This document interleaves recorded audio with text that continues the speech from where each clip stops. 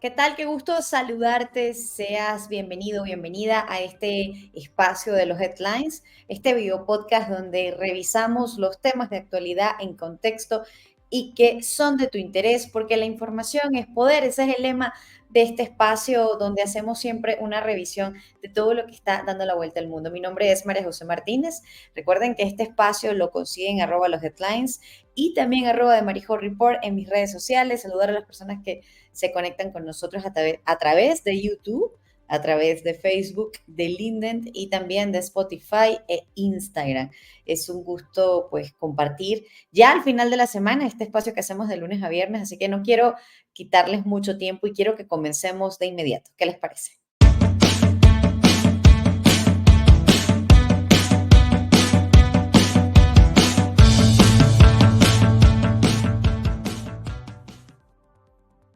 Bueno, vamos con empezar con esta lamentable noticia que hoy salía a la luz pública y tiene que ver con el pronunciamiento que da la Organización de las Naciones Unidas respecto a la muerte de al menos 70 personas en lo que se ha considerado un horrible ataque de pandillas en Haití.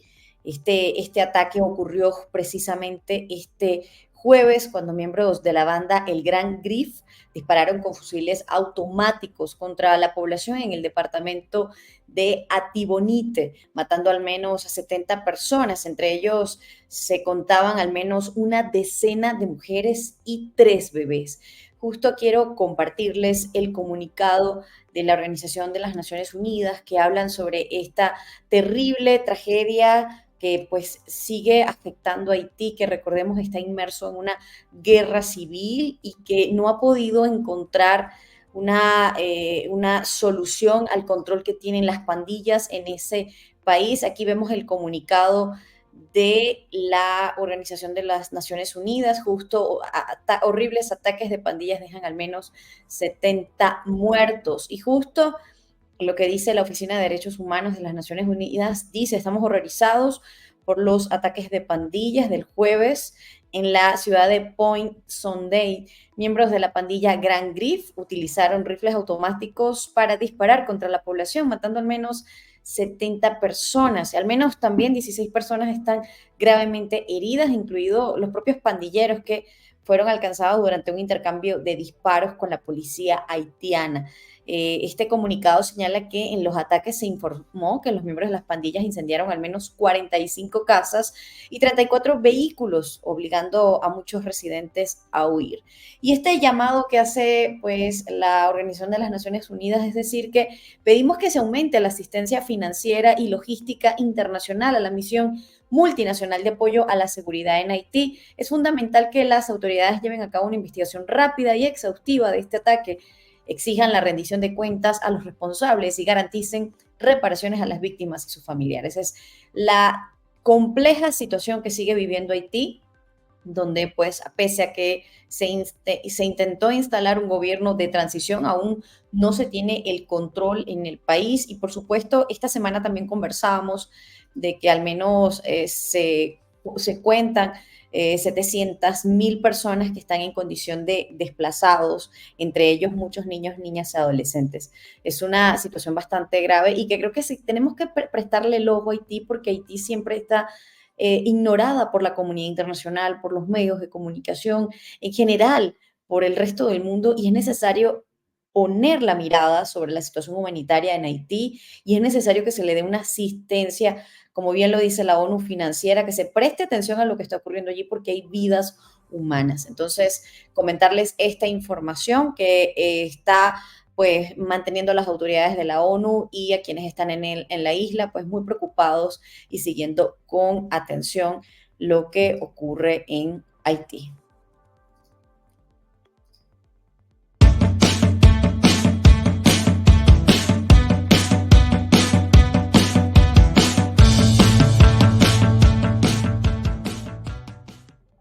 Bueno, vamos con otra información que creo que es importante que revisemos, sobre todo porque seguramente en la cadena de personas que tenemos a nuestro alcance, alguna probablemente esta información la puede ayudar o le puede interesar saber. Es más, estoy segura que quizás ya la saben, pero creo que es importante que pongamos foco y tiene que ver con la decisión del gobierno de los Estados Unidos, el gobierno de Joe Biden, de no renovar el llamado programa de parole humanitario a los cubanos, venezolanos, nicaragüenses, haitianos, cuando justo está a punto de expirar tras 2 años de que se pues decidiera que entrara en vigencia.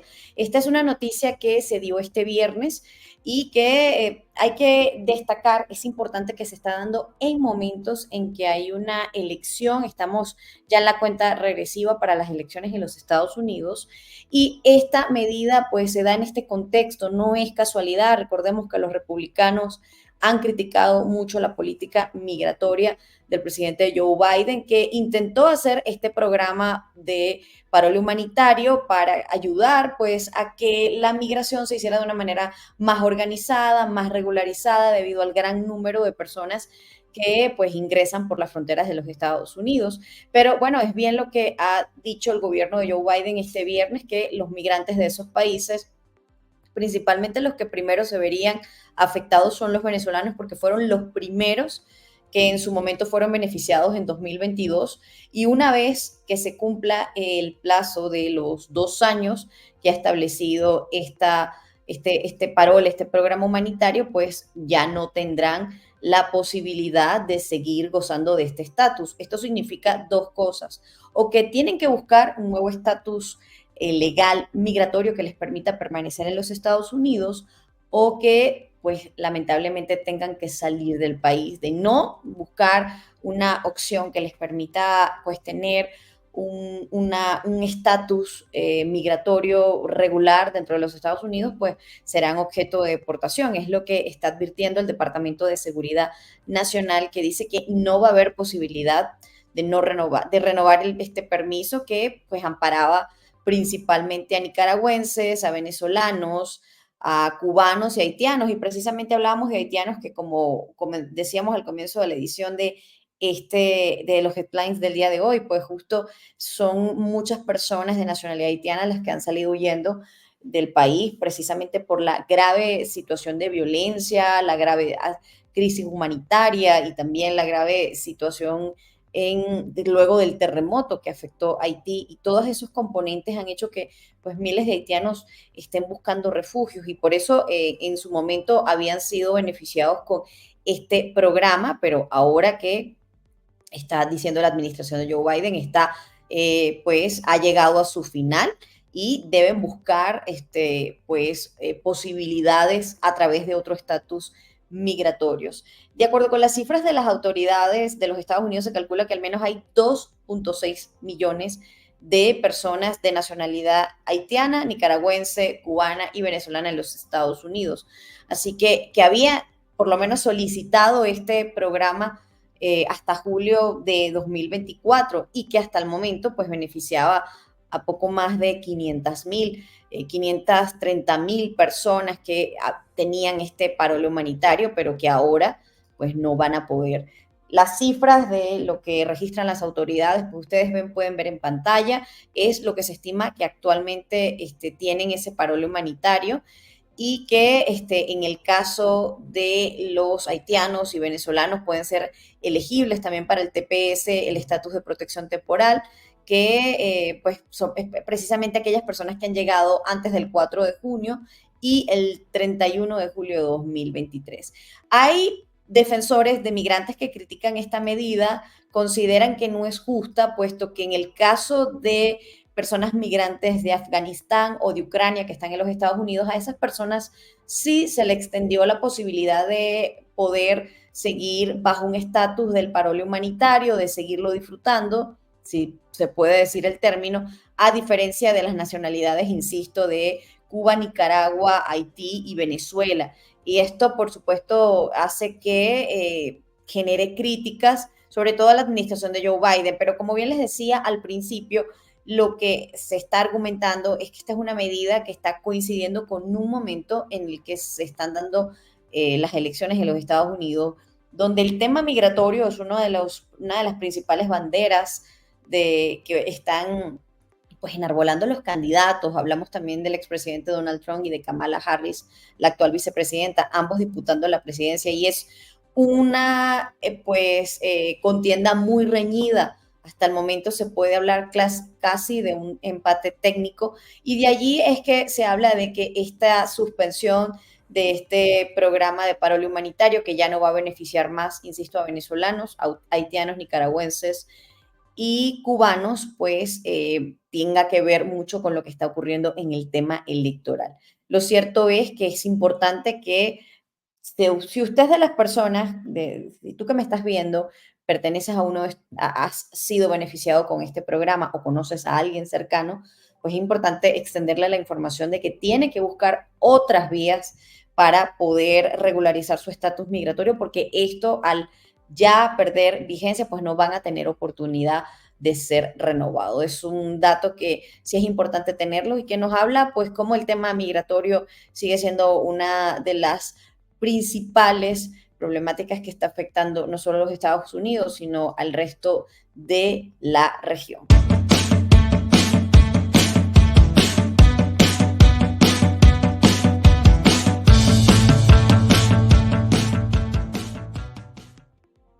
Bueno, seguimos en esta edición de este video podcast, los headlines. Gracias por seguir aquí conectados con nosotros.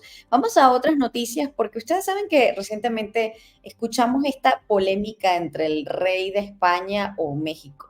Bueno, no pudiéramos decir polémica porque realmente el rey de España no ha dicho nada, sino hasta hoy. No se ha referido a el tema de que no fue invitado a la toma de posesión de Claudia Sheinbaum, la nueva presidenta de México, que ya está en funciones, que justo comenzó esta semana, este martes 1 de octubre, su gestión.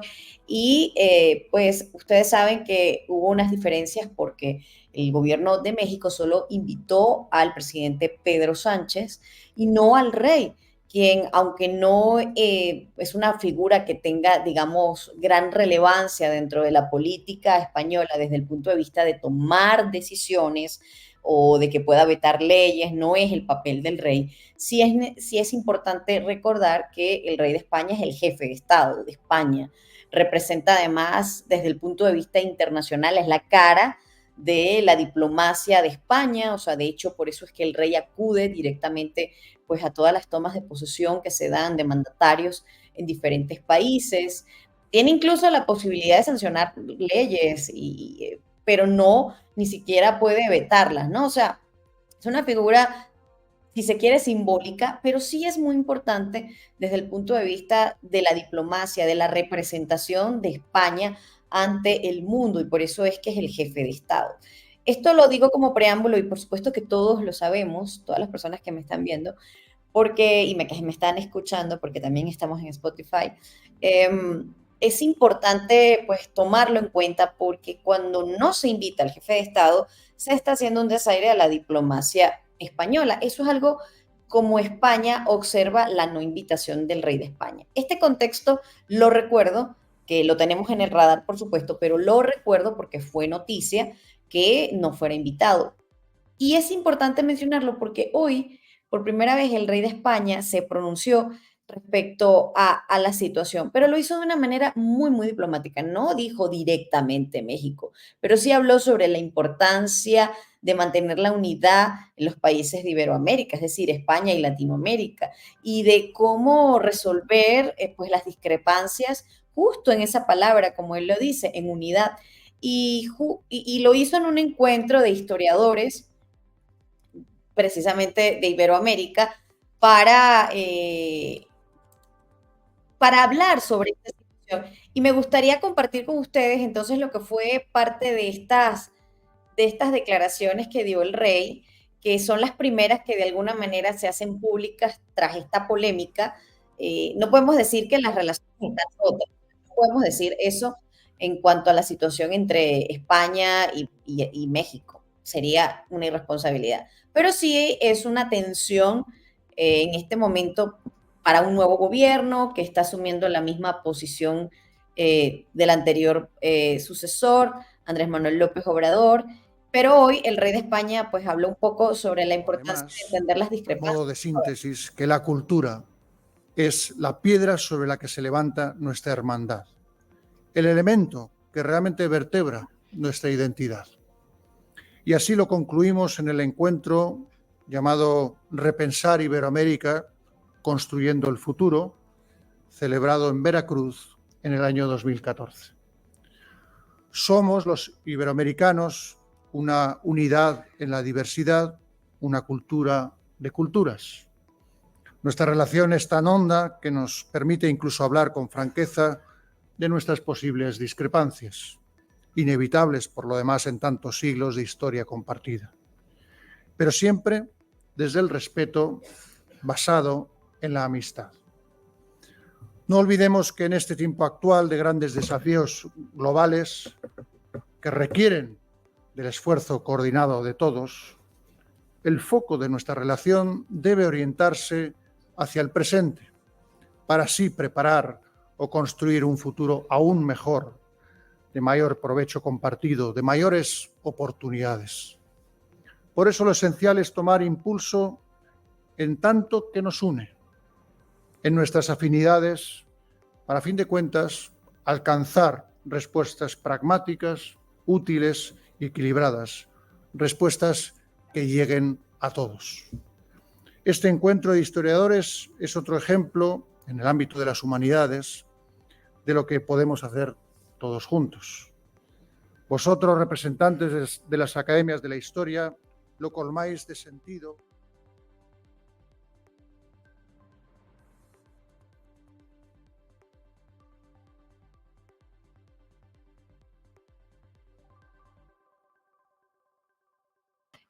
Pues sí tuvo palabras para hablar de las discrepancias, de la unidad, de la importancia de las cosas que unen a los pueblos de Iberoamérica, es lo que trata de decir el rey en esta intervención, que este es un video, por cierto, cuyo crédito es de Casa Real TV, lo podemos ver en la cuenta de YouTube de Casa Real TV, donde se ven estas declaraciones del rey.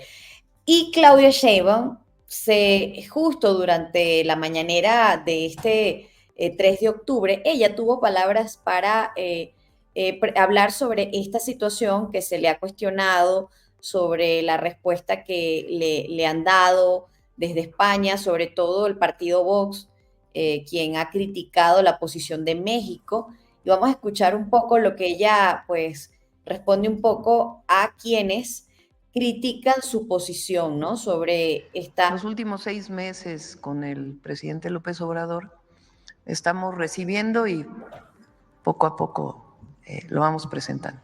Muchas gracias. Aprovecho con la memoria histórica porque creo que es importante que se vea. Fíjense, ayer un representante de Vox, ¿sí sabe? Vox es un grupo parlamentario en España.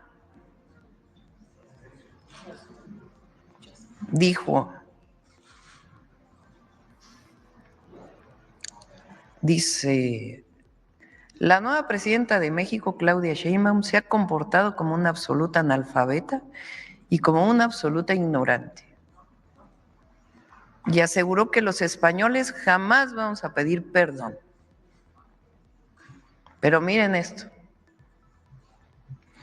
y mucho menos por hacer las cosas bien, frente a tribus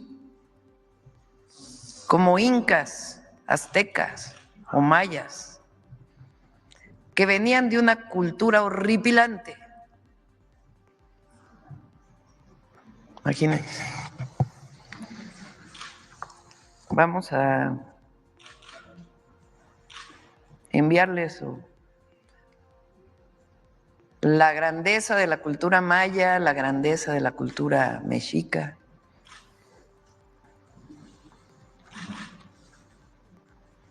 En muchos sentidos. Esta visión de que desde Europa vinieron a civilizar, que durante mucho tiempo se enseñó incluso así aquí en México. O esta idea de solamente el encuentro de dos mundos. No, hubo matanzas. Tan solo la del Templo Mayor. Aquí justo estamos en este lugar en donde se ordenó en una fiesta acribillar a niños, familias, la de Cholula.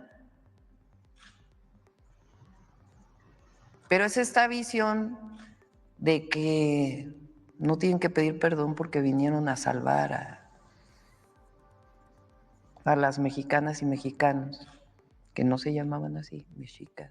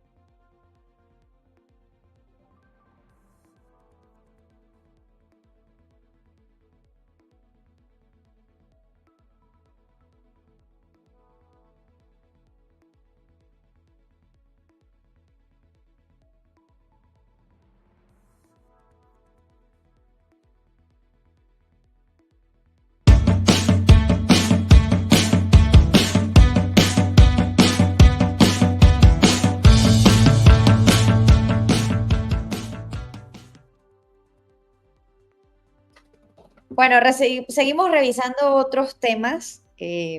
Agradecerles que sigan conmigo en este espacio donde revisamos los headlines. Quiero decirles que por tratarse de un video podcast, a veces estoy pues revisando detalles técnicos y entonces en el momento es importante como precisar algunas cosas, buscar algunas noticias. Y bueno, les voy a confesar algo por si algún momento llega a suceder. Tengo una mascota que es bastante traviesa y creo que le gustan mucho las cámaras, entonces suele hacer algunos altibajos durante la transmisión precisamente. Eso es como dato por si alguna vez lo llegan a ver en cámara. Vamos a seguir revisando pues algunos de los temas que son headlines. en el día de hoy y tiene que ver con la posición de Josep Borrell, el representante de la Unión Europea, que se reunió con Edmundo González Urrutia, el candidato de la oposición venezolana, y que de acuerdo con las actas del Centro Carter, no solo los datos presentados por el Centro Carter, sino por la propia oposición y a través del portal que se ha verificado, esto es importante decirlo, pues se confirma que es el ganador de las elecciones el pasado 28 de julio. Pero vemos que Borrell justo tuvo una importante reunión con Edmundo González Urrutia, tanto así que él mismo la difundió en su cuenta de X. He conversado con Edmundo González Urrutia en el Foro de la Toja. Esto es un espacio donde se habla de temas de geopolítica y allí fue invitado Edmundo González Urrutia y también estuvo pues Josep Borrell y justo ahí él dice, nos comparte, reafirmé el apoyo de la Unión Europea a la aspiración democrática del pueblo venezolano y condené una vez más la represión a la disidencia. Venezuela necesita diálogo inclusivo con garantía para todas las partes, hacer una transición democrática, es lo que nos comparte Borrell en este tweet donde pues nos muestra que se reunió con el candidato Edmundo González Urrutia y justo lo hace en respuesta cuando Edmundo González Urrutia dice, hoy en el marco del foro La Toja me reuní con el alto comisionado de Asuntos Exteriores de la Unión Europea, hemos tenido una conversación muy productiva, hablamos del respeto y del reconocimiento internacional al Centro Carter, el impacto de la intervención de Jenny Lincoln, él se refiere a la jefa de la misión de observación electoral en Venezuela, que esta semana les comentábamos presentó en la OEA las actas originales y bueno, dice Edmundo González Urrutia sobre los siguientes pasos en la construcción de la democracia en Venezuela. Esto es muy importante señalarlo porque pues tiene que ver con ese trabajo diplomático que pese a su exilio, Edmundo González Urrutia continúa haciendo desde España. Recordemos además que él tiene muy buena experiencia como diplomático. Y en este foro de La Toja, que les hacía referencia hace algunos instantes, un foro donde pues se habla de temas de geopolítica, se habló del tema de las elecciones en Estados Unidos, la guerra en Ucrania y otros temas que son pues muy importantes para la comunidad internacional y para quienes están siguiendo la situación, Edmundo González Urrutia también tuvo palabras en este foro y vamos a compartirla porque de la cuenta del partido Voluntad Popular, que es un partido... Mi salida del país es solo parte temporal. de lo que fue su discurso pero no por en ello este dejé foro, de verme donde él obligado habla a alejarme de de la Venezuela. salida de Venezuela. Vamos a escuchar. Mi salida del país es solo temporal, pero no por ello dejé de verme obligado a alejarme de Venezuela a causa de presiones inenarrables y amenazas extremas que tocaban incluso a lo más cercano de mi vida familiar. Soy uno más de esta migración forzado a dejar nuestra tierra. Me toca acompañar a la diáspora, una cuarta parte de nuestro país, para convertirme en un vocero y gestor de cuantas acciones y diligencias puedan estar a nuestro alcance al más alto nivel. Bueno, parte de las declaraciones de Edmundo González Urrutia en este foro tan importante que se dio en España y también pues vamos a seguir rescatando lo que él menciona sobre la migración de venezolanos que justamente han huido la voz de un venezolano que podría ser la voz de muchos. Venezuela, especialmente por la... Les ha hablado la voz de un venezolano que podría ser la voz de muchos, muchísimos otros. Tengo el privilegio de ser yo quien lo haga en estas circunstancias. Lo hago con la plena responsabilidad que me confiere mi carácter de presidente electo, así reconocido por millones de venezolanos, 8 millones para ser exactos, y por buena parte de la comunidad internacional. Mi tarea es...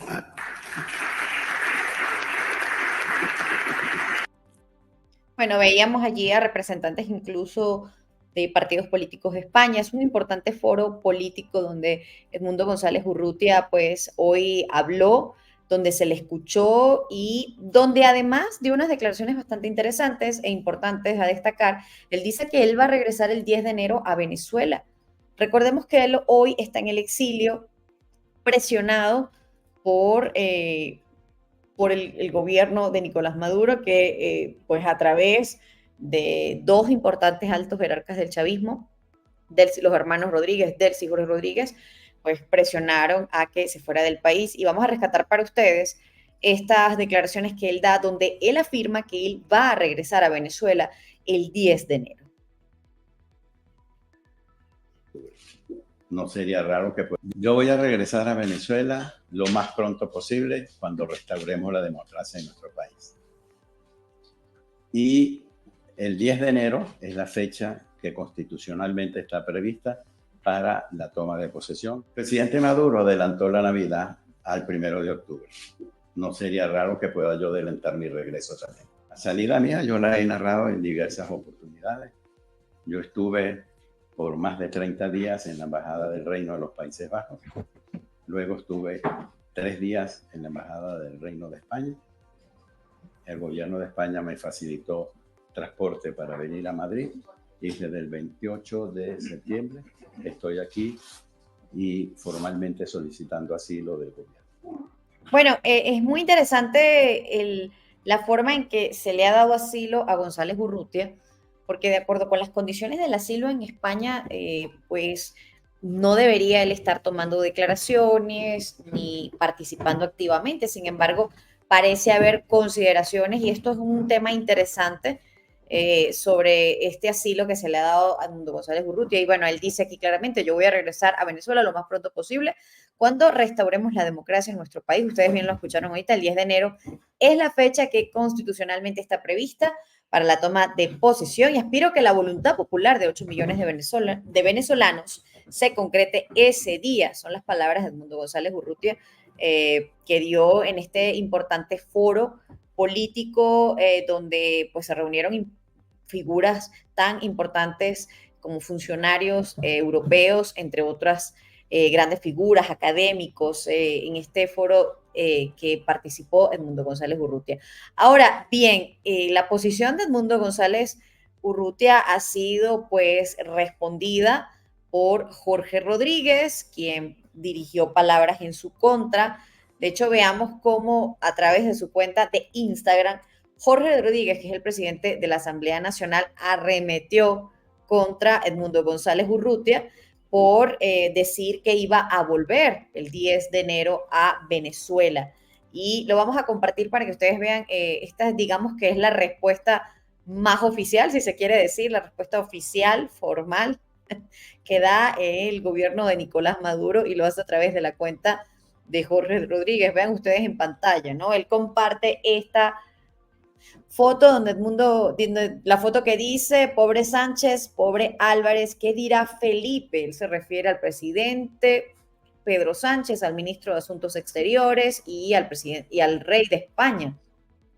Dice sobre esta declaración de Edmundo González Urrutia, y aquí vemos Jorge Rodríguez dice: tendrán que lidiar por el resto de sus días, y estas son palabras de Jorge Rodríguez, de los cuales son calificativos con las que él arremete, y dice: con ese esperpento de los seres más cobardes y deslenables conocidos en la minúscula historia de los apátridas. Esto es lo que dice Jorge Rodríguez en su cuenta de Instagram tras enterarse de que Edmundo González Urrutia decía que iba a volver el 10 de enero. Salió huyendo despavorido, dice el meme, huyendo no de Maduro, sino de María Corina Machado, el mismo día que solicita asilo ante el gobierno de España, viola las normas de asilo, pide plata, miente por escrito, miente cuando habla, le tiemblan las pequeñas manos que en su vida han trabajado, ya vive en la Milla del Oro del barrio Salamanca. Está diciendo Jorge Rodríguez esto en respuesta a lo dicho por Edmundo González Urrutia, que dice que va a regresar al país. Me quiero quedar con la cuenta de Rodríguez porque es muy interesante pues revisar las visiones del chavismo. Quiero compartirles algunas cosas. Vamos a ver si me lo deja compartir, porque son algunas cosas interesantes de la cuenta de Jorge Rodríguez, porque entre otras cosas, ustedes bien saben que el chavismo ha decretado la Navidad, ¿no? Es una noticia que genera mucha risa a nivel internacional. De hecho, no sé si a ustedes les pasa, a mí como venezolana me comentan: feliz Navidad, María José, y me lo dicen como risa, que ¿cómo es eso que en octubre Nicolás Maduro está decretando la Navidad? Me lo dicen a manera de chiste muchas personas y yo no sé cómo explicarlo, sobre todo a quienes no son de Venezuela. A quienes son de Venezuela lo entienden, entienden el contexto, pero a quienes no son de Venezuela no entienden el chiste. ¿Por qué Maduro decreta la Navidad? Les parece una cosa tan absurda y tan fuera de lugar, tan surrealista que no entienden. Y quiero compartir porque justo Jorge Rodríguez lo tiene en su Instagram. Fíjense cómo el chavismo llama a la Navidad. Este video es muy interesante. Trae la felicidad y a tu puerta trae. Como dice, abre tus ojitos, hermoso lucero, ves el regalito. Bueno, esta es la cuenta de Jorge Rodríguez y como ustedes ven, aquí habla de que hay Navidad. Desde la Casa de las Leyes decíamos que el espíritu de la paz, la esperanza, del futuro y el anuncio de la llegada del niño Dios caiga. Aquí están sus declaraciones. Todas las agresiones contra el ser humano en nuestro sufrido planeta. Desde aquí, desde este pequeño rincón de nuestro planeta, un rincón de paz, un rincón que solamente ha servido para sembrar libertad, les decimos a todas y a todos feliz Navidad y que la prosperidad sea la marca de nuestro país en los próximos años. A la cuenta de 5, Lucas y Lolo, 1, 2, 3, 4, 5. Bueno, esta es la imagen que el chavismo trata de mostrar, el decreto de la Navidad en Venezuela, en momentos en que se le ha dicho a líderes sindicales que pues van a ganar $32 como aguinaldo para un país cuya canasta básica está en $500. Es un poco difícil de procesar para las personas que se encuentran en el país. Y justo Jorge Rodríguez, que esta semana decía que iba a abrir un diálogo con los sectores que participaron en las elecciones. Por eso dije, me quiero quedar en la cuenta para que no perdamos de vista lo que dice. Llamaba a que iba a iniciar un diálogo con sectores que participaron en las elecciones, un diálogo en donde la plataforma unitaria le dijo que pusiera las condiciones serias y legítimas para un diálogo real que llevara a una transición democrática. Pero bueno, aquí Jorge Rodríguez habla de lo que es según él, señala el primer, y digo según él porque solamente se sabe a través de medios del Estado, no fueron invitados otros actores. Él dice, sostuvimos el primer intercambio con partidos políticos que participaron en las elecciones del pasado 28. Hemos conformado una comisión técnica que revisa la Constitución de la República y los temas relacionados al artículo 130, una comisión de reglamentos que evaluará el funcionamiento de partidos políticos y una comisión legislativa para que trabaje reformas de leyes de procesos electorales. Recordemos que Jorge Rodríguez ha sostenido que es necesario hacer una reforma a la legislación venezolana porque es importante, de acuerdo para el chavismo, que no haya observación electoral en las próximas elecciones, es decir, que ellos hagan sus elecciones libremente y que nadie pueda certificar que las elecciones se hagan de manera transparente, democráticas y limpias.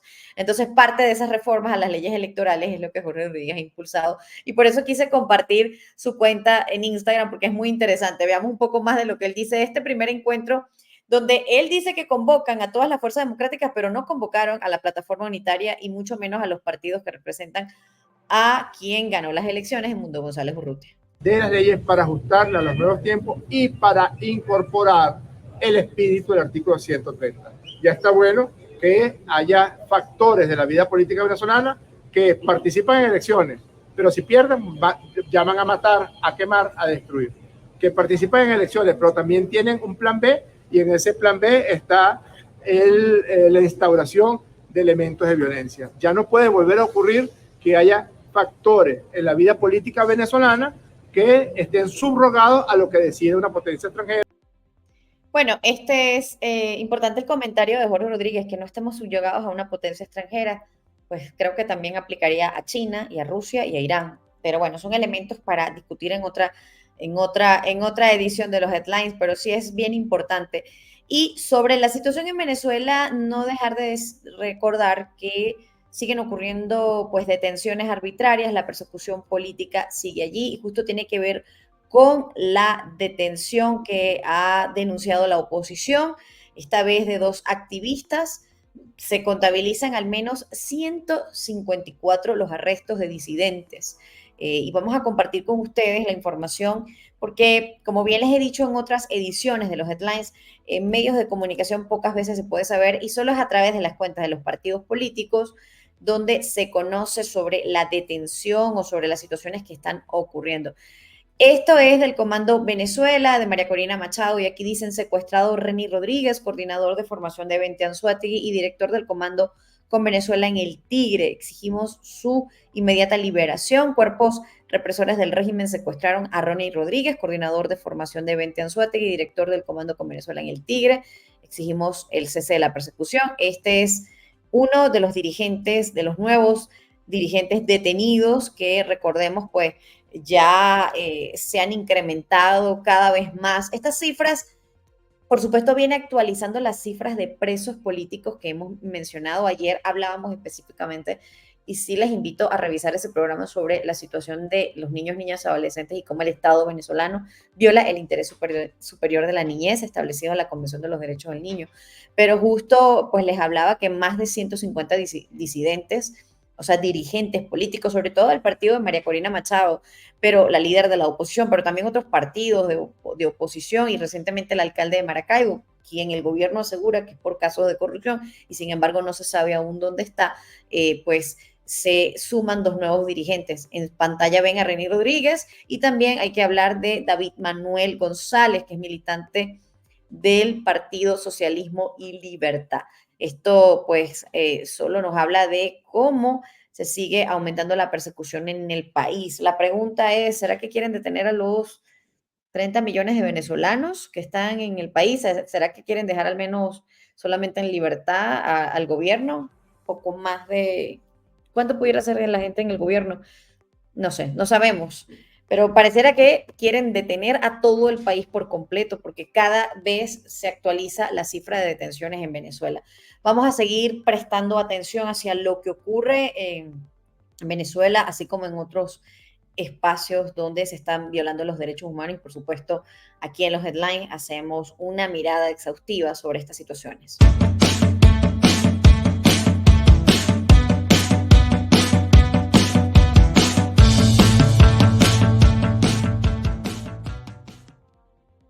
Bueno, hablando de Venezuela, no quería dejar de compartir con ustedes una imagen muy importante que creo que vale la pena pues, poner en evidencia. Ustedes saben que los headlines tiene una mirada exhaustiva en materia de derechos humanos, no solo sobre la situación en Venezuela, sino en general en derechos humanos. Quiero compartirles una denuncia que hace el artista plástico, que es una figura muy conocida en Venezuela, el señor de los papagayos, y justo más en su más reciente, la reciente imagen que nos comparte, ustedes la ven en pantalla, voy a ampliarla más para ustedes, y justo dice diálogo, en relación a este diálogo que decía Jorge Rodríguez, que está llevando a cabo con, pues, con partidos políticos que participaron en las elecciones, pero no la plataforma unitaria, no sabemos a quién convocó. Me imaginamos que pues a los otros candidatos que son totalmente invisibilizados, pero aquí la imagen del papagayo, del señor del papagayo dice, diálogo, torturados, perdieron piezas dentales y les quemaron las tetillas. Y estas son denuncias que se siguen incrementando sobre la situación de los derechos humanos en Venezuela, y esto tiene que ver exactamente con niños, niñas, adolescentes y también con el resto de las personas que están detenidas. Así que no olvidarnos de esta imagen que pudiéramos decir es la imagen del día y que compartimos con ustedes, que tiene que ver sobre la situación de los derechos humanos en Venezuela y cómo, pues lamentablemente, se siguen irrespetando los derechos humanos. Vamos a pasar ahora a otras informaciones que son importantes a revisar.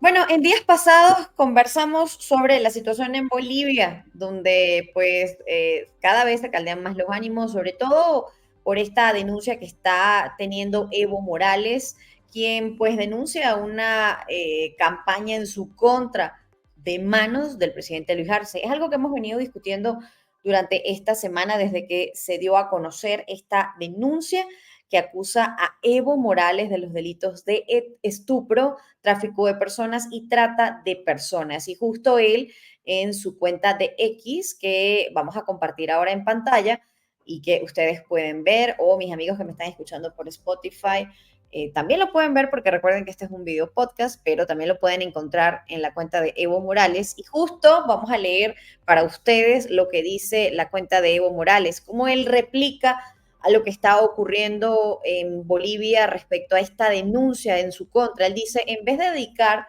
sus esfuerzos a garantizar combustibles, a contener la inflación y la crisis económica que azota a las familias bolivianas, el gobierno prefiere dedicar sus últimos meses de gestión en buscar proscribir al instrumento político que lo llevó a la presidencia e inhabilitar a quien ellos consideran su principal adversario, Evo. Él está hablando de él mismo, aunque lo dice en tercera persona. Por este motivo, luego de la marcha para salvar Bolivia, una marcha que de hecho encabezó en días pasados Evo Morales, activaron de forma simultánea 4 procesos penales para buscar mi aprehensión, pues creen que enviándome a la cárcel callarán la voz de un pueblo descontento con una gestión que arrastró al país a la quiebra.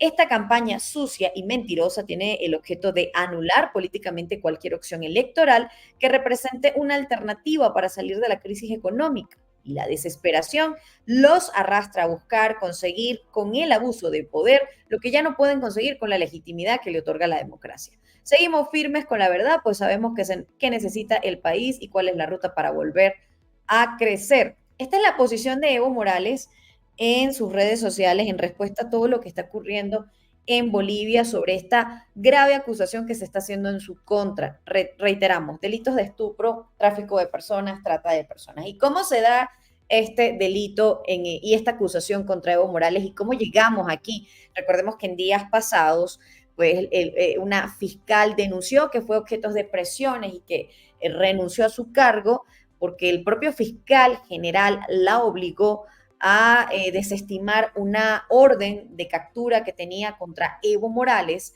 y que justo horas antes en que ella estaba dispuesta a librarla, fue destituida de su cargo. Por esa razón, hoy el fiscal general de Bolivia, Juan Lanchipa, se encuentra pues, en el centro de la tormenta, está siendo investigado, está siendo objeto de críticas y de cuestionamientos por emitir un mandamiento que a criterio de quienes pues están adversando a Evo Morales, aseguran que protegió, está encubriendo a Evo Morales de estos delitos. Un poco también ponernos en contexto, ¿cómo es que Evo Morales está detenido por tráfico y trata de personas, ¿no? También, porque son delitos muy, muy serios. A Evo Morales se le relaciona con una joven con la que habría tenido una relación cuando esta joven tenía 15 años de edad.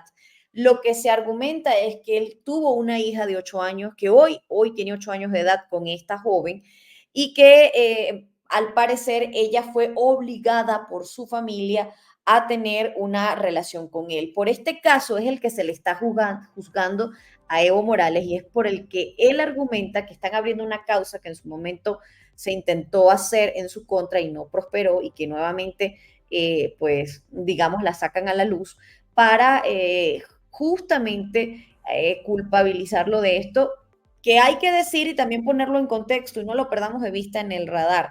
Esto está ocurriendo en momentos en que hay pugnas serias entre el presidente Luis Arce de Bolivia, antiguo aliado de Evo Morales, y Evo Morales. Ambos pues han dividido al partido oficial, el Movimiento al Socialismo. Como ustedes pudieron ver, pues como ven en lo que dice Evo Morales en su cuenta de X, él denuncia que el gobierno no ha cumplido con parte pues de lo que debía ser como gobernante, y además en el día de ayer también hablaba de que era un gobierno neoliberal y que esto pues ha llevado a que el país esté en una condición cada vez mucho más complicada desde el punto de vista económico, entre otros aspectos que él critica, y que por eso fue que encabezó una importante marcha recientemente hasta la capital.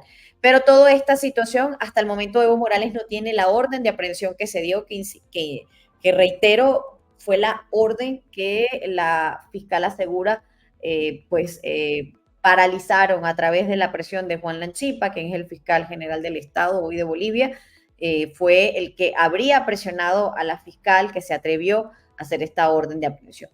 Como lo he comentado anteriormente, ¿será realmente que Evo Morales es culpable de estos delitos o esto será un pase de factura? Ayer justo Luis Arce decía esto. Bueno, este es un tema sumamente delicado. Está de por medio una menor Y debe quedarle claro a toda la población que el gobierno nacional nunca va a utilizar un caso tan delicado como este, que tiene varias implicaciones para la población, para la sociedad, como un tema político. Este es un tema que, desde nuestro punto de vista, requiere la investigación correspondiente, y para la protección de la menor y la familia que están involucrados en estos temas, nosotros vamos a solicitar que esto sea declarado en reserva. No puede ser que se politice un tema tan delicado, un tema que afecta inclusive la conciencia de todas las bolivianas y bolivianos. Nuestro gobierno se identifica mucho con los niños. Nosotros no estamos de acuerdo con ese tipo de situaciones y no puede ser que nadie salga impune cuando hay una investigación y se encuentre la culpabilidad correspondiente, sea quien sea. Esta era la posición del presidente de Bolivia, Luis Arce, el día de ayer. Decía que pues, su gobierno no iba a utilizar un tema tan delicado como una bandera política para atacar a Evo Morales, aunque no se refirió directamente a Evo Morales, sino a la situación. Y bueno, esto mantiene, por supuesto, las pugnas en el movimiento al socialismo en efervescencia. Por su parte, los abogados de Morales acusan de que esta es una campaña en su contra. Así que vamos a ver cómo se sigue desenvolviendo estos hechos en Bolivia, que pues realmente mantiene los ánimos caldeados cuando entra la cuenta regresiva, porque Luis Arce pues está en cuenta regresiva para la entrega de su mandato y de quién va a ser finalmente el candidato que pues vaya a disputarse en las próximas elecciones presidenciales. Aún falta por ello. Recuerdo que, como dijimos al principio, primero están las de Estados Unidos en noviembre, pero ese tema sobre todo de quién va a liderar las elecciones es lo que tiene muchas confrontaciones dentro del movimiento al socialismo.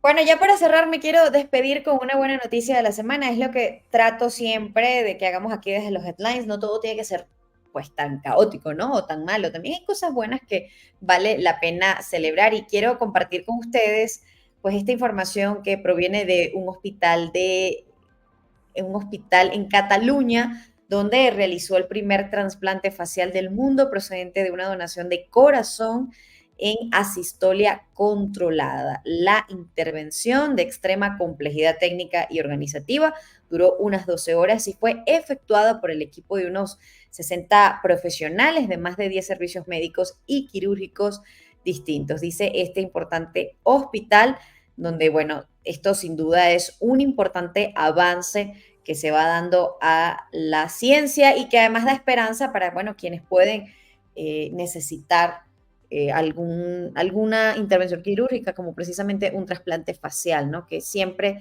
es todo un reto, una reconstrucción facial, una cirugía para personas que han sufrido algún tipo de trauma en su rostro. Así que esto es una buena noticia que creo que vale la pena compartir porque tiene que ver pues, con los avances en la ciencia y con mejores maneras en las que se puede llegar a ayudar a la humanidad.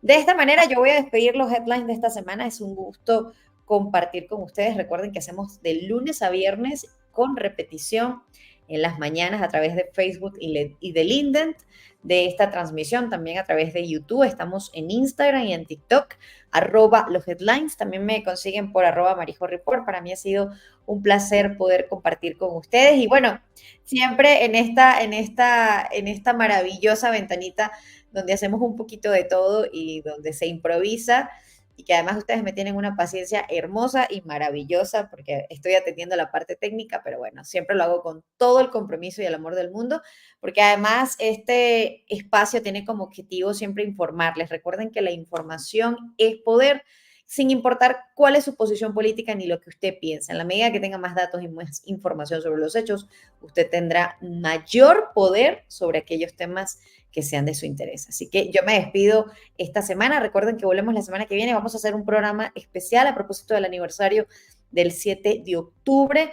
Hay ahorita alerta en los servicios de inteligencia, sobre todo desde los Estados Unidos, que están alertando sobre posibles ataques que puedan venir. Pero bueno, sí se cumple un año desde el ataque terrorista por parte de Hamas, que secuestró a más de 130 personas y de la ofensiva de Israel a partir de ese momento, pues, que ha tensado las relaciones en Oriente. El lunes hablamos de eso y de otros hechos que son de su interés aquí en La Actualidad en Contexto. Me despido, soy María José Martínez y recuerden que me consiguen @por Report, y si te parece que este contenido es importante, compártelo con otras personas, así me ayudas a seguir siguiendo a más personas para que se suscriban a este canal. Besos y nos vemos la próxima semana.